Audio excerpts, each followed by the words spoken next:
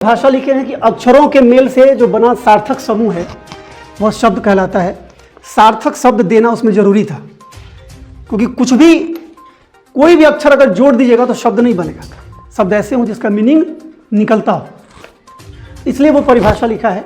आगे हम लोग पढ़ने वाले हैं पूरा डिटेल में अलग अलग, लेकिन उससे पहले आप पढ़े होंगे 5-6 क्लास में एक शब्द लिखा रहता था, कहता था इसको अलग अलग भाग में बांटना है। वर्ण विन्यास कहते थे उसको, वर्ण विच्छेद कहते थे।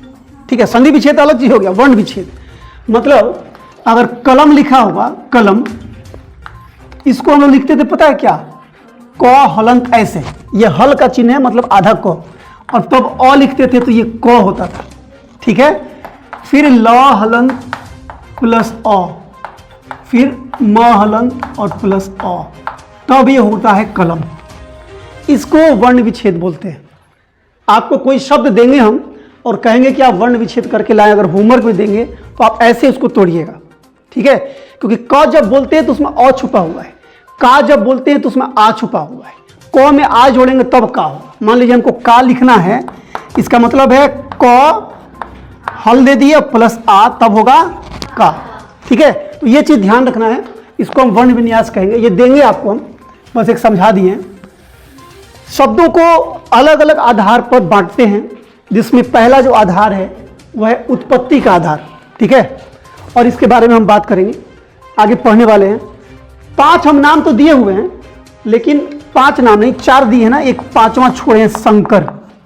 शंकर शब्द, इन सब में शब्द जोड़ लेना है, जगह कम था इसलिए हम शब्द नहीं दिए। ये सभी में क्या है, शब्द लिखा हुआ है। मुख्यतः ये 4 तरह के होते हैं उत्पत्ति के आधार पर। अब याद रखना है, पहले हम लोग पढ़े थे तो थोड़ा सा ट्रिक टाइप का पढ़े हुए थे कि हम लोग को आसानी से याद हो जाए। तो उत्पत्ति में क्या है कि हम कहे थे कि 4 भाग में बांटिए इसको, उ अलग, प अलग, प अलग, ती अलग, कुल होता है 4। तो उत्पत्ति के आधार पर शब्द के भेद हुए 4। ठीक है, ये हो गया तत्सम, तद्भव, देशज, विदेशज, यहां पे स्टॉप करते हैं। फिर एक अलग से भेद आजकल के हिंदी व्याकरण में आता है, उसको बोलते हैं संकर शब्द। ठीक है, तो अगर ऑप्शन में 4 है तो आप 4 को ही टिक करिएगा, लेकिन ऑप्शन में 5 है तब आप 5 को टिक करिएगा। ठीक है, क्योंकि 5वां भेद संकर शब्द जुट गया है। तो आप 4 भेद याद रखिएगा। आप जैसे ही 4 तत्सम, तद्भव, देशज, विदेशज आएगा, दिमाग में अपने आप संकर भी आना चाहिए। ठीक है, कौन क्या है इस बारे में बाद में बात करेंगे। फिर है रचना या बनावट के आधार पर शब्द के भेद। तो हम क्या कहे थे पिछले क्लास में कि रचना जो है ना, इसका मीनिंग बनावट होता है, पहले तो आप याद रख लीजिए। ठीक है, लेकिन रचना में शब्द कितने, 3, र, चौ ठीक से लिख दीजिए, और ना, 3 शब्द हुए। तो रचना के आधार पर भेद हो गए 3। क्या क्या, रूढ़, यौगिक और योग। मतलब कंफ्यूजन इसी दोनों में होता है, बाकी में कंफ्यूजन, बाकी क्लियर है। विकार है तो भाई विकारी अविकारी।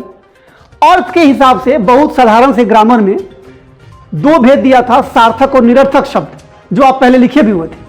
लेकिन जैसे ही आप व्यापक ग्रामर में, व्याकरण में आते हैं, मानक हिंदी ग्रामर में आते हैं, आप देखिए आगे हम बताएंगे अर्थ के आधार पर। पहले विकार के आधार पर 2 भेद हैं, विकारी और अविकारी। रचना या बनावट के आधार पर शब्द के भेद है 3, रूढ़ शब्द और यौगिक शब्द और योग रूढ़ शब्द। विकार के आधार पर विकारी अविकारी हो गया। प्रयोग के आधार पर है 3 भेद। प्रयोग के आधार पर कितने भेद हो गए, 3।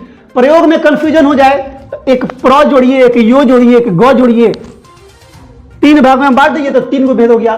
सामान्य शब्द, तकनीकी शब्द और अर्ध तकनीकी शब्द, ये आप नहीं पढ़े होंगे, इसलिए मैं कहा कि कुछ नया मिलने वाला है।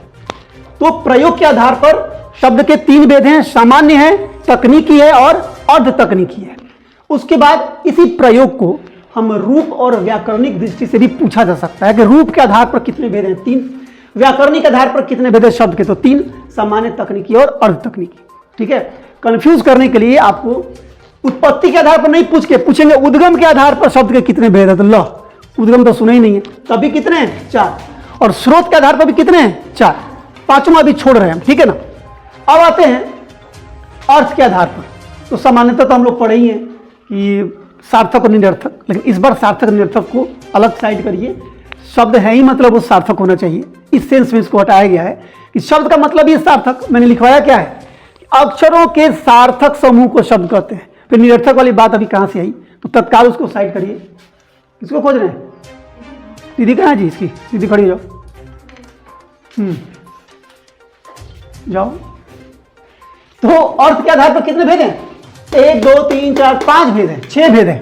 कितने भेद हैं? 6 भेद हैं। पर्यायवाची शब्द आप लोग याद करते हैं, दिनकर, दिवाकर, सूरज, सूर्य, ऐसे बोलते हैं ना। तो पर्यायवाची शब्द हो गया। विपरीतार्थक शब्द मतलब विलोम शब्द। हम विलोम जानबूझ के नहीं लिखें, विपरीतार्थक लिखें कि आपको विपरीतार्थक लिखने में दिक्कत हो तो वो आ जाए इसी बहाने। विलोम तो लिखना आसान है। विपरीतार्थक शब्द हो गया। एकार्थी शब्द, एक अर्थ वाले शब्द। 4-5 शब्द हैं, उनका मीनिंग एक ही है। एकार्थी शब्द या एक शब्द का एक मीनिंग है नहीं।